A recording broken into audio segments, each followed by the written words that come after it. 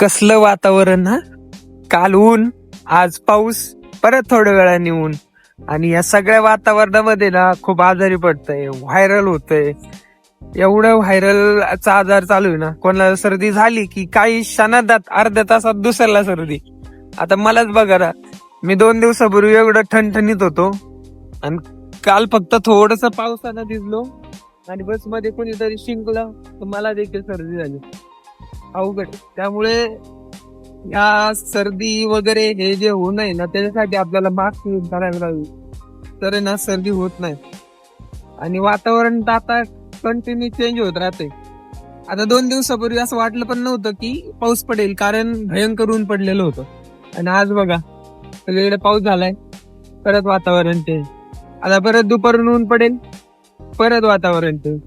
आणि या सगळ्या वातावरणामध्ये इम्पॅक्ट पडतोय आपल्या शरीरावरती आणि लगेच आजारी पडून जाते. पाऊस पडून गेलाय आणि आता जर थोडस ऊन पडलं ना, खूप भारी वाटेल नाही काय. एकदम असं वातावरण निर्मळ झाल्यासारखं वाटेल. आपण थोडस फिरून येऊया. नवरात्र उत्सव चालू आहे, खूप भारी. अरे हे बघा मित्रांनो, नवरात्र उत्सवात तुम्ही 9 दिवस देवीला घरात पूजता आणि आता हे काय इथं आणून टाकलंय देवांना. हा अपमान का करता यार देवांचा? देवी देवता आपल्या घरात ठेवायला पाहिजे. जर तुम्हाला नसेल त्यांची पूजा करायची तर पानच सोडा, पण असं अपमान करू नका. बघा आजूबाजूला कचरा आणि त्या कचऱ्यामध्ये तुम्ही महालक्ष्मीचे व्रत कथा आणि देवीचा फोटो, गणपतीचा फोटो आणून ठेवलाय. अरे आपला धर्म खूप श्रेष्ठ धर्म आहे. हिंदू धर्म म्हणजे सगळ्यात श्रेष्ठ धर्म आहे आणि हिंदू धर्मामध्ये देवी देवतांना आपण पूजतो. आई बापा समान देवदेवतांना पूजतो आणि तुम्ही असं इकडे आणून टाकता. हे बघा इकडे पण आहे. किती गलिच्छपणा म्हणायचा हा. काय बोलायचं आता तुम्हाला नाही का. हा?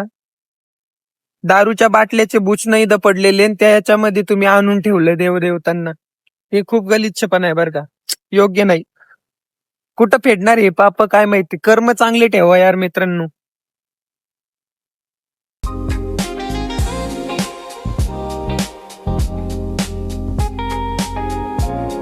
आज लोकांकडे धन आहे, दौलत आहे, संपत्ती आहे, अमाप पैसा आहे, पण आज तरी पण लोक समाधानी नाहीये. त्याचं कारण असं की लोक देवापेक्षा स्वतःला श्रेष्ठ मानायला लागली होती. देवच नाही या जगतामध्ये, असं त्यांच्यापेक्षा आम्ही श्रेष्ठ असं त्यांना वाटायला लागलंय. आणि कर्म चांगले नसेल तर सगळं झिरो आहे काय. तुमचे कर्म चांगले तर तुम्ही चांगले. तुम्ही जसे कर्म कराल तसं तुमचं जीवन चालणार आहे इथून पुढे. त्यामुळे कर्माला भाई माना. कर्म तुमचे तुम्हाला झिरोपासून तर वरपर्यंत तुमचे कर्मच नेतं. तर तुमचे कर्म चांगले नसेल तर तुम्ही किती मोठे झालेले असाल ना, तर चंद्रात खाली पडताल. त्यामुळे कर्म चांगले ठेवा. एक वेळ तुम्ही काय म्हणतात ना, ते दान धर्म करू नका, पण तुमचे कर्म चांगले ठेवा. कर्म तुम्हाला नक्कीच पुढे नेतं काय.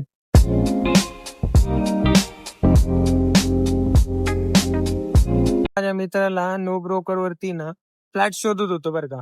तर आम्ही 25 कॉन्टॅक्ट नंबरचं सबस्क्रिप्शन घेतलं होतं. तर त्यामधले 25 मधले आमचे 12 कॉन्टॅक्ट ऑलरेडी रेंटेड आउट होते ते फ्लॅट. आणि ते फ्लॅट रेंटेड आउट असल्यामुळे आम्हाला 12 कॉन्टॅक्ट हे आमचे वाया गेलेले आहे. त्याचं रिझन म्हणजे आज तर सुट्टी आहे आणि असा विचार केला होता की बाहेर जाऊया कुठेतरी फिरायला. अरे पोरं किती चिवचिव करतात यार.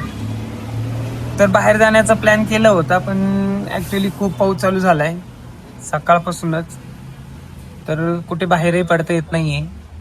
बरेचसे पर्यटन स्थळे ऑलरेडी क्लोज केलेले आहे गव्हर्नमेंटने. आणि महाराष्ट्रात देखील खूप ठिकाणी खूप जास्त प्रमाणात पाऊस चालू आहे. त्यामुळे कुठं जायचं म्हणजे रिस्कच आहे नाही काय. तर मी आलो होतो चहा प्यायला. मग चहा पिऊन झालाय, ब्लॉग एडिट केलाय आणि आता टाकणार आहे. ब्लॉग टाकायचा आपण फुल टाइम कॉन्टेंट क्रिएशन करणार आहे काही दिवसांनी. आता सध्या तरी आपल्याला जेवढं काही शूट करता येतं तेवढं करायचंय. आणि पुण्यासारख्या सिटीमध्ये दररोज काही ना काही इव्हेंट होत राहतात आणि विकेंडला तर खूप इव्हेंट होत. तर आपल्याला ते इव्हेंट देखील एक्सप्लोअर करायचे आहे. दिवाळीच्या सीझनमध्ये खूप भारी भारी इव्हेंट असतात.